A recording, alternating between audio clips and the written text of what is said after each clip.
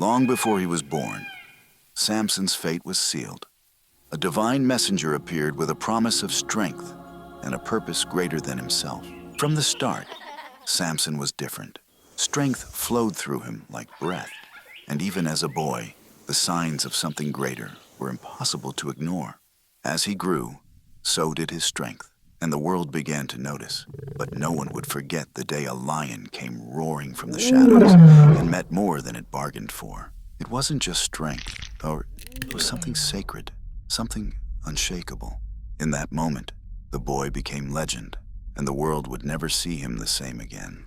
Not far from the hills of Judah stood the city of Timnah, and there, Samson saw a woman who stirred something in him, something his strength could not silence. When Samson told his parents he wanted to marry a Philistine woman, they were stunned. This wasn't just unusual, it was unthinkable. The wedding feast was loud, lavish, and entirely Philistine. But Samson wasn't here to fit in. He was here with a purpose. On the seventh day, the Philistine guests approached Samson with the answer. What is sweeter than honey? What is stronger than a lion? Samson replied, if you had not plowed with my heifer, you would not have solved my riddle. In that moment, betrayal ignited a fury that would not be quenched. Then the Spirit of the Lord came powerfully upon him. He went down to Ashkelon, struck down 30 of their men, stripped them of everything, and gave their clothes to those who had explained the riddle. Burning with anger, he returned to his father's home. During the wheat harvest, Samson returned to Timnah, bringing a young goat as a gift for his wife. But upon arrival, he discovered a heartbreaking truth. His wife had been given to another man. Consumed by anger, Samson vowed, this time I cannot be blamed for what I do to the Philistines. He went out, captured 300 foxes, tied them tail to tail in pairs, fastened a torch to each pair, and set them loose in the Philistines' grain fields, vineyards, and olive groves, causing widespread destruction. The Philistines, seeking vengeance for their ruined crops, committed a heinous act. They burned his wife and her father to death. Enraged by this cruelty, Samson vowed retribution. He struck down many Philistines, then retreated to the cave in the rock of Etam, seeking refuge. In the wake of Samson's devastating assault, the Philistines convened under the fading light with unwavering resolve. The Philistine forces advanced into Judah, their mission clear, to seize Samson and exact their revenge. In the rugged hills of Judah, the Philistine forces assembled, their armor glinting under the sun.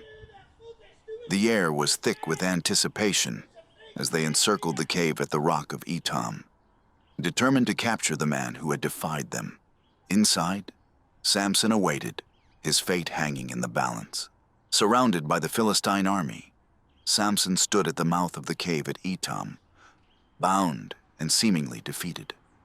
The soldiers' triumphant shouts echoed through the valley as they prepared to seize their prize. But as they closed in, the Spirit of the Lord came powerfully upon Samson.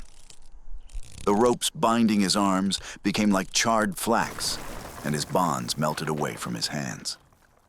Seizing the jawbone of a recently killed donkey, he struck down 1,000 Philistines, turning the tide of battle in a single, divinely empowered moment.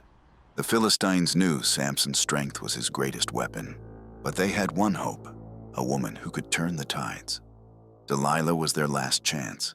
When Samson met Delilah, his heart stirred in a way he could not explain. But this was no love story. This was a game of deceit and danger. Delilah's voice was soft, gentle, an invitation he couldn't resist. But with every word, Samson unknowingly stepped closer to his downfall. Samson, naive and trusting, revealed a secret, but not the truth. His strength, he said, was bound by new ropes, a riddle he thought would keep him safe. When the ropes tightened around him, Samson awoke to the sound of betrayal. Delilah had sold him for silver, and now the Philistines were closing in.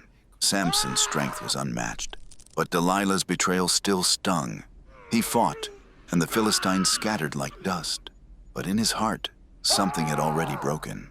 Each betrayal dug deeper, But Delilah's voice was like a melody that lured him back.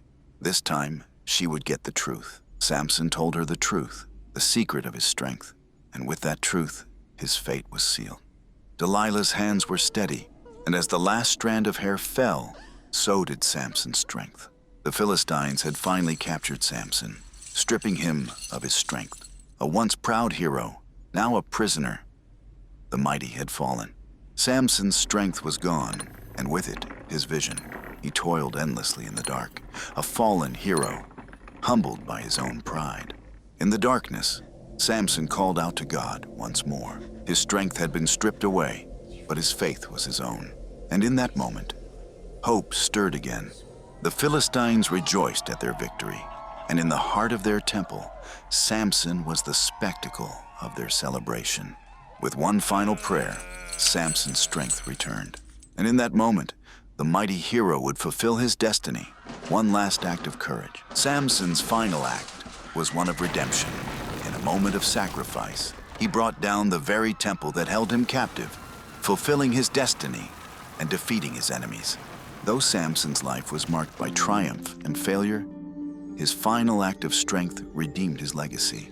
And in the end, he gave Israel a victory that would echo through the ages.